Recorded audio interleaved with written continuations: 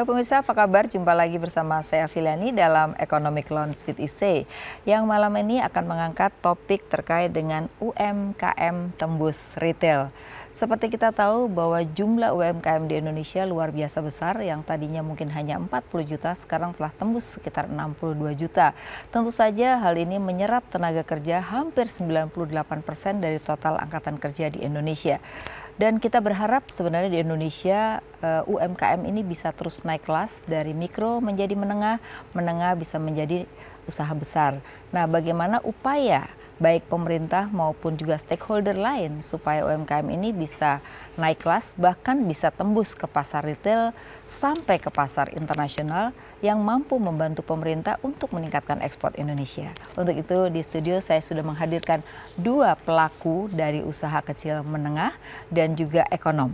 Yang pertama adalah ekonom Hanif Muhammad, ekonom dari Indef. Selamat malam Mas Hanif. Selamat malam Mbak. Juga bersama Hasyana Lamira, pelaku UMKM Artina. Ya, batik ya nih Mbak ya, batik yang sedang dipakai ini ya, dengan adanya bordir ya. Oke. Dan yang berikutnya adalah Bu Muslimah, pelaku UMKM Cantir ya Bu ya. Ini apa, keripik singkong ya Bu ya, luar biasa. Ini semuanya adalah bahan-bahannya domestik pasti ya Bu ya, nggak impor kan singkongnya? Oh, masih ada orang yang bertani singkong Bu? Banyak. Oh banyak ya, oke. Baik, saya sebelum tanya pada pelaku, saya mungkin tanya Mas Hanif dulu nih. Mas Hanif, kalau kita melihat perilaku daripada UMKM di Indonesia ini kan luar biasa besar ya jumlahnya, termasuk penyerapan tenaga kerja. Cuman seringkali ini kalau lagi krisis ekonomi dia bilang dia dukung ekonomi gitu ya. Iya. Tapi sebenarnya kalau kita lihat banyak sekali program pemerintah terkait dengan UMKM. Tetapi kalau melihat secara jujur kenaikan kelas daripada UMKM ini belum secara masif gitu, lambat sekali. Nah ini sebenarnya ada apa faktor yang menyebabkan tidak mudahnya anggaran sudah cukup banyak tapi naik kelasnya kok susah ya? Ya, terima kasih Bu Afi. Jadi seperti yang sudah disampaikan oleh Bu Afi tadi bahwa sekarang jumlah pelaku UMKM kita sampai 62 juta gitu. Akan tapi Kemenkop merilis bahwa yang baru masuk ke agenda digital ekonomi sekarang, baru masuk ke pemasaran online itu baru sekitar 8%. Oh, baru atau lebih dari kurang yang tadi itu ya? Iya, lebih kurang 4 juta pelakunya gitu. Nah, ini menjadi satu pertanyaan besar juga buat kita di Indonesia gitu. Karena digital ekonomi sekarang sedang bergerak dengan cepat, infrastrukturnya juga berkembang dengan cukup baik, e-commerce kita tumbuh, bahkan kita punya beberapa unicorn. Tapi pertanyaannya adalah di mana posisi UMKM kita dalam mengisi perkembangan itu gitu. Nah, kalau secara umum sebenarnya permasalahan dan kendala yang dihadapi UMKM itu lebih kurang terkait dengan pembiayaan, marketing, SDM, dan baru-baru ini yaitu tantangan teknologi. Tantangan teknologi. Sebenarnya pemerintah sudah punya banyak program untuk itu gitu. Baik melalui pelatihan yang difasilitasi oleh kementerian dan dinas-dinas di daerah gitu, ataupun program-program yang sifatnya, salah satu yang mau saya soroti adalah program Nawacita 100 Science dan Teknopark. Ini adalah program prioritas untuk membuat semacam Silicon Valley di Indonesia.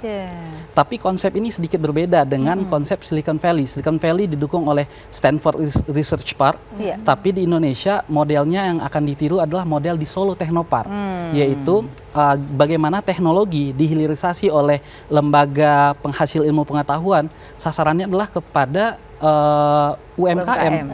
Karena UMKM 62 juta itu sangat banyak gitu. Luar biasa ya. Luar biasa gitu. Jadi kalau itu ada sebenarnya bisa membantu ya. Iya, gitu. Tapi itu sejauh sangat. mana kalau Anda melihat evaluasi dari pemerintah dengan target-target yang akan dicapai? Nah, menurut saya memang pada akhirnya program-program yang berkaitan dengan inovasi, hal-hal baru itu tidak bisa terlepas dari learning process.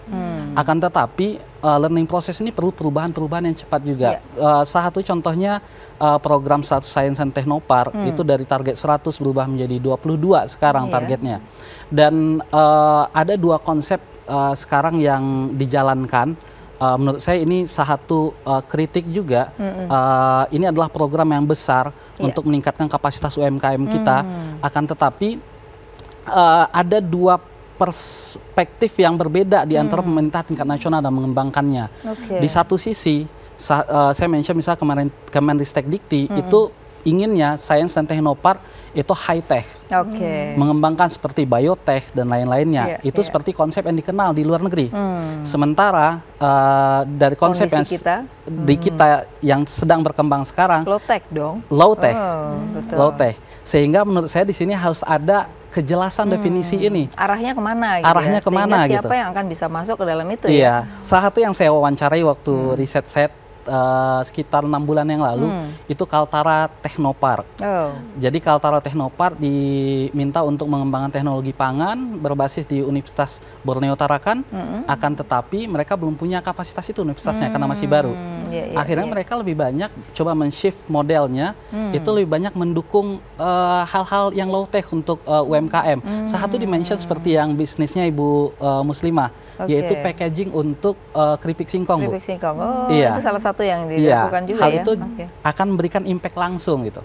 Walaupun di sini kalau saya nyoroti program khusus untuk program Science and Technopark ini, permasalahan pemahaman di tingkat nasional itu membuat, karena partner utamanya aktor-aktor lokal di daerah, itu membuat ragu dan tidak progresif. Program yang sebenarnya. Mereka kan pengen yang instan loh gitu ya. Oke, sekarang kita tanya sama pelakunya nih ya. Coba Mbak Hasiana nih. Mbak Hasiana, saya juga udah pengguna dengan batik Anda ya, saya kenal gitu. Bukan hanya kenal pada Anda, tapi kenal bapaknya juga ya.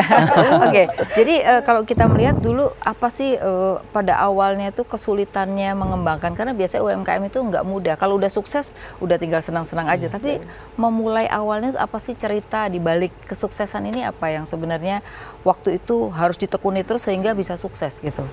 Jadi sebenarnya memulai itu adalah bagaimana kita menciptakan sebuah produk yang bisa diterima sama masyarakat. Karena nggak jadi harus lihat demand ya, jangan kita asal produksi aja gitu ya. Oke, terus? Karena biasanya kan kita bikin produk, mungkin kita sendiri suka, tapi belum tentu bisa diterima sama masyarakat. Nah, pada saat kita berharap produk yang kita buat ini itu bisa dijual, otomatis kan kita harus ada yang beli dong, ya kan? Nah, di situ kesulitannya sih kalau untuk saya sendiri awalnya ya. Awalnya. Karena dulu belum baju ya, dulu masih bikin dekor ya, gitu. Itu nggak mudah ya menjual itu ya. Jadi memang kita biasanya trial and error kan, dan itu selama masa itu kita terus harus dapat masukan dari customer. Makanya kita biasanya harus langsung menghadap terus sama customer agar kita bisa tahu apa sih demand mereka, bagaimana. Itu sih kesulitannya. Kedua juga kesulitannya adalah bagaimana kita membangun usaha kita ya, apalagi biasanya seperti modal ya Bu ya, funding itu udah paling penting. Kalau Anda belum bisa jualan nggak bakal ada minjemin ya, tapi kalau kayak gini pasti rebutan yang mau minjemin Anda ya. Pastinya ya. Terus nah itu juga kita menjadi PR kan, setelah kita membuat produk kemudian ternyata terjual, nah ternyata demandnya naik ya kan. Nah berarti kan kita harus ada persediaan produk lebih banyak lagi di luar daripada yang sudah kita dapatkan, yang sudah kita buat. Nah, berarti kita harus memikirkan, waduh saya mesti dapat uang dari mana? Apabila kita memulai itu memang dari small ya, dari yang kecil. Nah, jadi itu dulu Anda dari mana tuh uang kira-kira yang digunakan untuk mengembangkan produk awalnya? Nah, kebetulan waktu awal saya ada uang lebih, saya pakailah uang lebih. Dulu Anda kerja ya, dulu sebelumnya kerja kan? Jadi ada tabungan dipakai ya gitu. Tabungan kerja sebenarnya mau siap-siap gitu. Apabila memang kita mau berhenti kerja, kita sudah ada uang gitu. Jadi Anda termasuk pengusaha yang kerja dulu baru jadi pengusaha ya, bukan murni dari awal pengusaha, bukan ya? Jadi setelah mengembangkan itu tadi, kenapa idenya langsung ke baju? Ini kan artinya bahwa kapan Anda berubah dari mulai dekor kepada baju itu? Ya itu trial and error itu. Jadi memang sepanjang kita menjadi pelaku usaha itu semua proses belajar. Kita juga melihat bagaimana produk kita berkembang gitu ya. Jadi kita memang lihat, oh ya ternyata kalau awal saya home decor itu ternyata demand-nya agak pelan. Terbatas ya. Flow-nya agak pelan gitu ya kan. Nah sehingga saya berpikir, kayaknya saya mesti cari sesuatu yang lebih cepat. Nah, pada saat saya home decor itu sebenarnya saya sudah di-funding sama bank kebetulan pada saat itu. Karena memang sudah saya titipkan barang-barang saya di beberapa toko retail gitu loh. Nah setelah itu saya ada tanggung jawab untuk ke bank bahwa saya harus bertanggung jawab kan, Bu. Jadi betul. sehingga mulailah saya berpikir bagaimana saya bisa memutarkan ini lebih cepat gitu loh, Bu. Jadi jangan sampai selambat itulah gitu. Iya, Oke. gitu. Terus baru Jadi mulai. baru saya mulai dengan baju, setelah Jadi itu coba-coba berarti waktu baju. Iya, Oke. tapi sebenarnya juga udah ada masukan dari customer karena mereka senang lihat motif bordiran saya. Terus kemudian pada saat itu lagi booming batik yang harus menjadi baju nasional ya di dalam pekerjaan ya. Iya. Di hari-hari tertentu kita harus pakai baju Betul. batik. Nah, saya pikir kenapa enggak pengrajin saya kebetulan dari Tasik. Kemudian ada teman-teman saya yang punya batik yang mereka bilang, aduh saya pengen jual kain batik saya begini. Nah, Jadi Anda menolong orang usaha kecil juga ya untuk Iya, membeli batiknya iya. dan juga bordirnya ya gitu. Oke, nanti kita di segmen 2 juga saya akan tanya ya awal memulainya, tapi nanti juga akan berkembang gimana. Tapi Iya. saya harus break dulu, pemirsa jangan kemana-mana, tetap di Economic Lounge with Isay.